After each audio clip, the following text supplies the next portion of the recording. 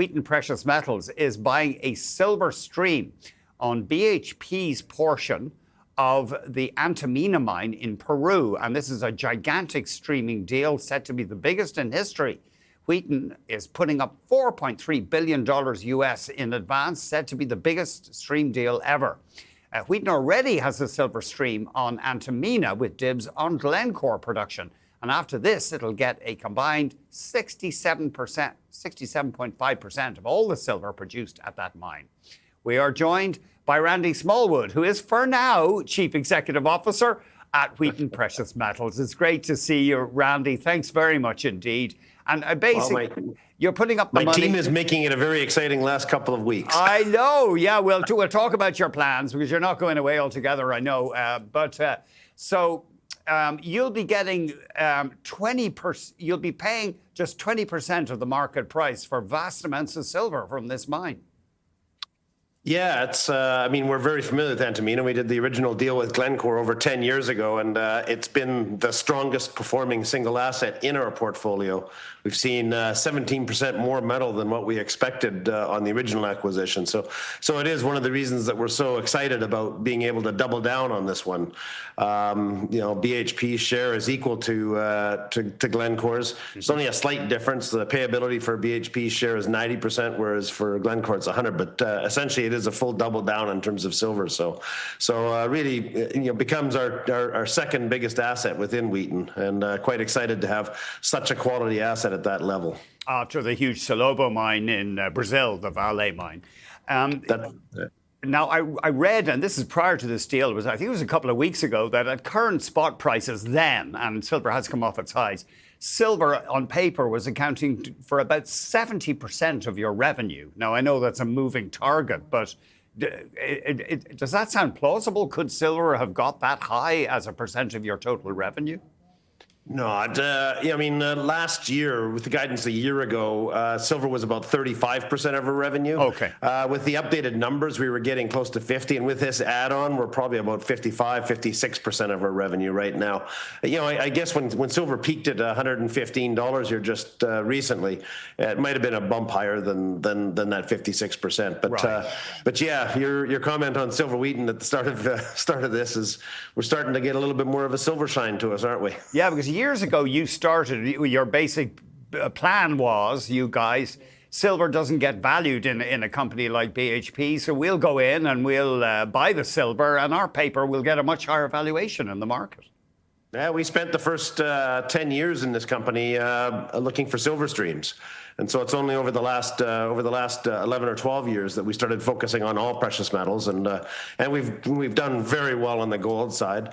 One of the challenges is looking for opportunities in the silver space, and so when something like Antamina comes along and BHP has huge capital needs, they're growing in so many different places and need the capital.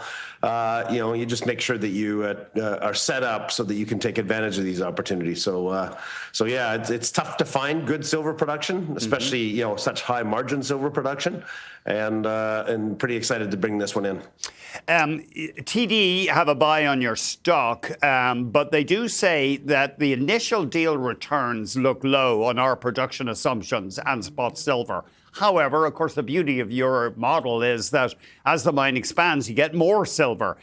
They're calculating a pre-tax internal rate of return of only about 2.1% based on spot silver of $76 US an ounce. However, there's different ways of calculating. There's multiple different ways of calculating it. But are you going to rely on expanded production at this mine to really make it work, Randy?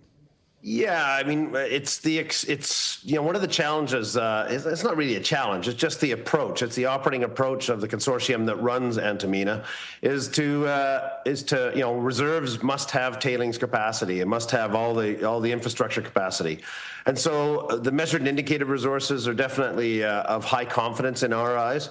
The inferred resources, again, excellent continuity and great grades. It is one of the highest margin copper mines in the world, and and zinc. It produces both healthy copper and zinc production, but all at a very, very low cost.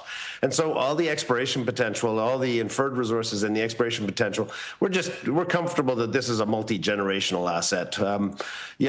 They've never had a problem replacing reserves. The asset's now in its 26th year of operating, or 25th year of operating, and it looks stronger than ever. The land package, that's what particularly excites me. The land package itself has even grown from when we did the original Glencore transaction. I think it's about a 20% increase in covered lands within our area of interest, and so it's a life of mine deal, which means that we'll get our share of this silver for as long as this operation runs. And that's, as I said, we look at this as a multi-generational asset. The silver, you're bullish. I mean, obviously you're bullish on silver. Let's have a look at silver over the past 1 year. It is off its highs. What price would you start getting concerned about this particular deal? Like, silver is around 73 today. What price would you start getting? Oh gosh, would you start wondering? Gosh, should I have paid $4.3 billion US? There? Well, again, it's multi-generational, right? Yeah. And so our business is to provide our shareholders access to high quality precious metals production for good long life assets, high margin assets. And this asset, first quartile, and good long life, long exploration potential and all that. So if you ask me what I think the price of silver, silver is a very volatile metal. Trust me, having been focused on silver for the first 10 years, it's got very high beta. Yes. And so, I don't get too concerned about the ups and downs. What I look at is the overall trend. And there's just so many factors that support that overall trend. That vector is still pointing up and stronger, and we are going to see some volatility as peace breaks out around the world, such like that. You're going to see that, but I'm just not confident in that being able to stick around long term. I'm hopeful, but not confident in that. And so I think there's two factors. One of the reasons I am bullish on silver is it's going to get pulled with gold. Gold is no doubt the main store of value, the main reserve commodity / reserve currency, and I am very bullish on gold long term. Silver gets that same benefit. It gets pulled along with gold, and so I have no doubt that there's that strength. But silver is also, I call it the most critical of minerals, because everywhere we use it in industrial applications, it makes the world better. It means we use less energy. It conducts electricity better. It has less resistivity. It means your batteries last longer. You get higher processing power. And so in this age of mobility and AI, silver is going to play an ever-increasing role to try and develop. I sit and think about where we're going with respect to AI, and the processing power that's required, the demand for silver to try and give that processing power so you can have efficient AI systems in place. I don't think that's going away. Well, I just know it's going to continue growing, and so we're excited about silver, both from the industrial side and also from the precious metal store of value side. We just think it's a great place to be investing. And Randy, just remind us, when do you step down as CEO and become chairman? The end of March. March 31st is my last day as the CEO, and the team is just stepping right up. Haitham Hodali will be standing in as the new CEO. I've known Haitham for over 20 years. It took me about 5 years to convince him to come and join me here about 14 years ago, and he's been an excellent partner of mine, and I'm so excited for him and the rest of the team. So, like I said, they're sure doing a good job making my last few weeks here exciting. We'll be watching. Thanks very much, Randy. Really appreciate it. Randy Smallwood, Chief Executive Officer at Wheaton Precious Metals.